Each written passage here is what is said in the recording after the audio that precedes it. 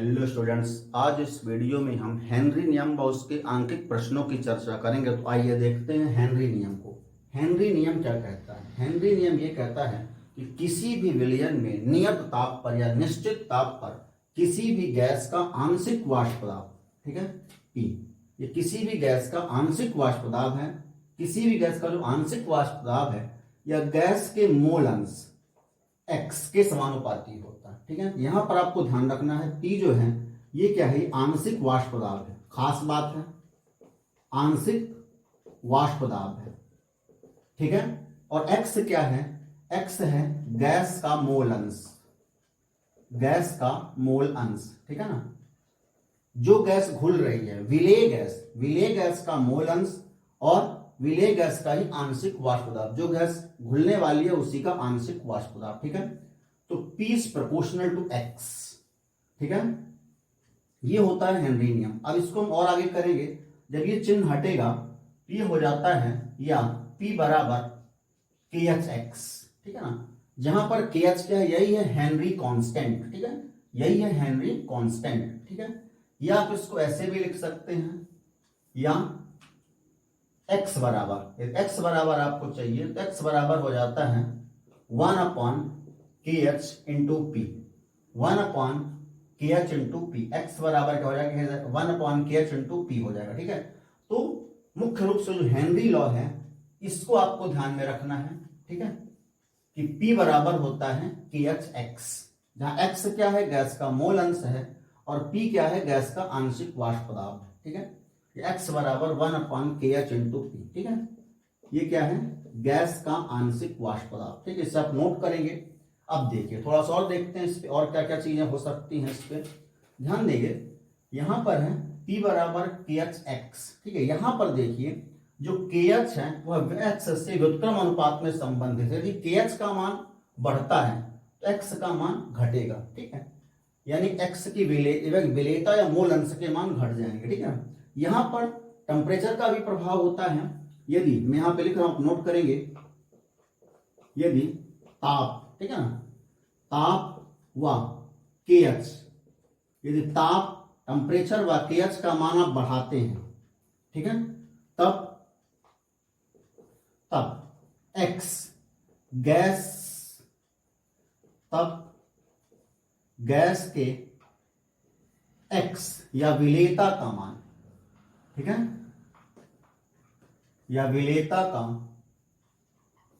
मान ये कम होता है, कम होता है। ये आपको ध्यान रखना है, ये खास बात है। यदि टेम्परेचर व गैस के, चूंकि यहां पर KH x के साथ व्युत्क्रम अनुपात में संबंधित है, इसलिए यदि टेम्परेचर, ताप व KH का मान बढ़ता है, ठीक है, तब गैस की x या विलेयता का मान नीचे की ओर है, कम होता है। ठीक है, अब देखिए यहां पे थोड़ी सी और बात, इसीलिए क्या है, देखिए यहां पर KH व T आपस में संबंधित, ठीक है ना, यदि KH का मान बढ़ेगा, ठीक है, ताप का मान बढ़ेगा, ठीक है, ताप का मान बढ़ेगा तो किसी भी गैस की विलेयता का मान जो है घट जाएगा। ठीक है ना, तो इसीलिए ताप व KH का मान बढ़ने पर किसी भी गैस की विलेयता जल में घट जाती है। इसलिए जलीय जंतु जो होते हैं वह गर्म जल में रहना पसंद नहीं करते। ठीक है ना, क्योंकि यदि KH का मान बढ़ेगा तो विलेयता घट जाएगी, उनको ठंडा जल चाहिए। ठीक है, ठंडा जल रहेगा तो T का मान भी कम रहेगा।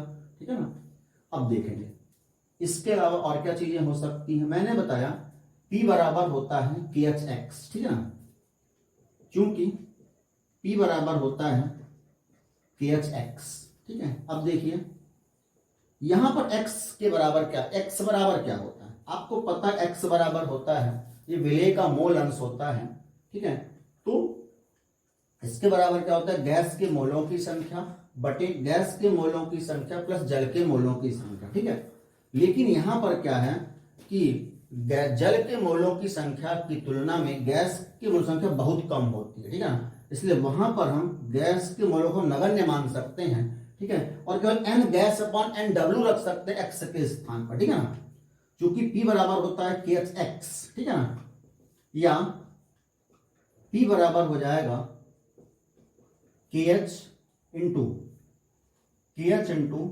Mg अपॉन M वाटर, ठीक है ना। Mg माने गैस के मोलों की संख्या, M माने मोलों की संख्या, गैस के मोलों की संख्या बटे जल के मोलों की संख्या। यहां पर हम N गैस प्लस नहीं करेंगे क्योंकि N गैस जो है, गैस को संख्या NW तुलना में बहुत कम होती है, ठीक है ना। तो यहां पर हम लिखे भी देते हैं, चूंकि N gas is more less than होता है N वाटर, ठीक है ना। अतः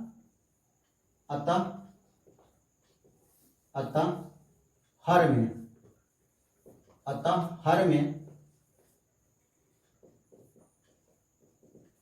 N गैस की उपेक्षा करने पर, ठीक है, क्योंकि Mg जो है ये मोर लेस देन होता है NW, ठीक है ना। अतः हर में Mg की उपेक्षा करने पर P बराबर हो जाता है KH into Mg upon NW, ठीक है। अब देखिए, यदि आपको Mg भी नहीं, किसी सवाल में नहीं पता है, ठीक है ना, तो आप कैसे ज्ञात करेंगे, ठीक है। Mg के लिए आपको पता है, ऐसा भी सूत्र हो जाएगा, या P बराबर Mg बराबर क्या होता है WG अपॉन Mg, ठीक है ना। P बराबर WG यानी गैस का वेट, गैस का द्रव्यमान, ठीक है, बटे M गैस माने गैस का अणु द्रव्यमान, ठीक है, इंटू नीचे क्या N वाटर, ऊपर KH है, KH अपॉन M वाटर, जल के मोलों की संख्या, ठीक है। तो ये सूत्र भी आपको ध्यान रखने हैं। P बराबर WG upon Mg into KH upon NW। P बराबर, जिनको मैंने बॉक्स में बंद किया उनका आप विशेष ध्यान रखेंगे, ठीक है। इन सूत्रों का प्रयोग होगा अंकित प्रश्नों को हल करने में। P बराबर KH into Mg upon NW, ठीक है। इसके अलावा P बराबर ये, अब P बराबर KHX, ठीक है, इनको आपको विषय ध्यान रखना। P बराबर KHX, P बराबर KH into Mg upon NW, ठीक है, और P बराबर WG upon Mg into KH upon NW, ठीक है। इसे आप इसका स्क्रीनशॉट लेंगे। अब हम ऊपर जो सवाल लिखा है उसे हम हल करते हैं, ठीक है। तो चलिए ऊपर के सवाल को देखते हैं, इसके बाद इसे आप नोट करेंगे कॉपी में, इसको मिटाता हूं, ठीक है।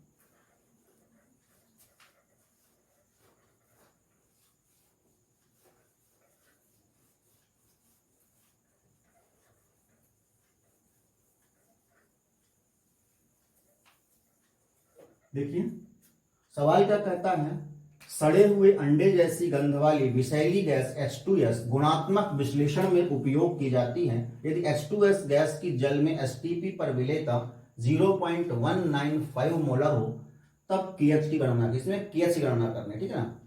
आपको अपने इसमें दिया क्या क्या है पहले आप ये तो जान लें, ठीक है ना। एक चीज तो ये दी है, यदि H2S गैस की जल में STP पर विलेयता, ठीक है, STP होता है नॉर्मल टेम्परेचर प्रेशर या स्टैंडर्ड टेम्परेचर प्रेशर, ये होता है, ठीक है ना। टेम्परेचर जो है आपका 298 केल्विन और जो प्रेशर है वो 1 ATM होता है, ठीक है ना, या बार में 0.987 बार, ठीक है ना। तो यहां पर जिसे आपको दी हुई है, ठीक है ना, P बराबर, P का मान आपको इस सवाल में दिया हुआ है, ठीक है।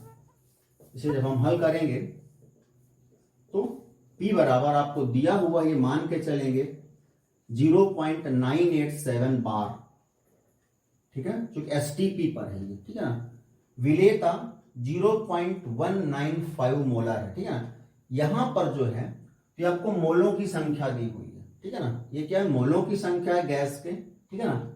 PH2S, यहां पर मैं लिख देता हूं PH2S, ठीक है ना। H2S का जो आंशिक वाष्प दाब है ये दिया है 0.987 बार, ठीक है। इसके अलावा Mg, ठीक है ना, या NH2S, H2S के मोलों की संख्या, ठीक है ना, ये आपको दिया हुआ है 0.195, ठीक है, ये दिया हुआ है। और आपसे KH जानना चाह रहे हैं, ठीक है, आपसे KH जानना चाह रहे हैं, ठीक है ना। दो चीजें पता है, अब आपको अपना KH पे क्वेश्चन मार्क है इनके, ठीक है। आपको अपना फार्मूला पता है, क्योंकि आप जानते हैं कि P बराबर होता है KH के। हेनरी नियम से P बराबर किसके होता है? KH के होता है। ठीक है, आपको P पता है, KH नहीं पता है, X में केवल आपको mg पता है। ठीक है ना, mg पता है एंड वाटर आप जानते हैं कि 55.5 होता है। ठीक है ना, तो हम अपना आगे वाला फार्मूला लगाएंगे इसमें। P बराबर KH या P बराबर होता है, मैंने बताया था अभी, KH into mg upon NW। ठीक है ना, अब यहां पर वास्तव में mg क्या है? NH2S है। ठीक है ना, आप सीधे लिख सकते हैं NH2S। ठीक है, अपॉन NH2O। ठीक है, H2S के मोलों की संख्या अपॉन NH2O जल के मोलों की संख्या। ठीक है, तो अब यहां से हम KH हमको पता ही नहीं है अभी। ठीक है, हम पहले अपना N यहां से हम निकालेंगे क्या? X निकालेंगे। ठीक है ना, X की वैल्यू ये होती है। ठीक है ना, तो इसलिए X बराबर NH2S तो पता है 0.195। ठीक है, NH2O जल के मोलों की संख्या कितनी होती है? मोलरता पहले बताया गया आपको 55.5। ठीक है ना, 55.5 या 56 या 55 आप लिख सकते हैं। ठीक है ना, तो 55 ही लिख के देता हूं। 0.195/55.5 जब आप सब भाग करते हैं, ठीक है, तभी आता है 0.0035। ये आता है मोल अंश। ठीक है ना, ये मोल अंश आ जाता है, यानी X H2S आ जाता है। ठीक है, इसे मैं ऐसा लिख के देता हूं, इसलिए X H2S। ठीक है ना, जल का जो मोल फ्रैक्शन है वो आ जाता है 0.0035। ठीक है, अपने को ये मिल गया XH2S। ठीक है, XH2S अपने को मिल गया, तो अपन यहां पे रख देंगे उसकी वैल्यू को, तो KH मिल जाएगा। ठीक है ना, इसलिए KH बराबर क्या हो जाएगा? PH2S। ठीक है ना, यानी H2S का जो आंशिक वाष्प दाब है वो, ठीक है ना, बटे X हो जाएगा। KH बराबर PH2S बटे X H2S। ऐसा फार्मूला KH का बन जाएगा। ठीक है ना, तब KH बराबर PH2S आपका यहां पे दिया हुआ है 0.987 बार। ठीक है, और ये PH2S XH2S आपका आ चुका है कितना? 0.0035। ठीक है, जब इसका भाग करते हैं तभी आता है 282। यूनिट आपकी बार में रहेगा, चूंकि ये बार में दिया हुआ है। ठीक है, इस प्रकार से एक प्रश्न हेनरी लॉ का होता है। अन्य प्रश्नों को अगले वीडियो में बताया जाएगा। धन्यवाद।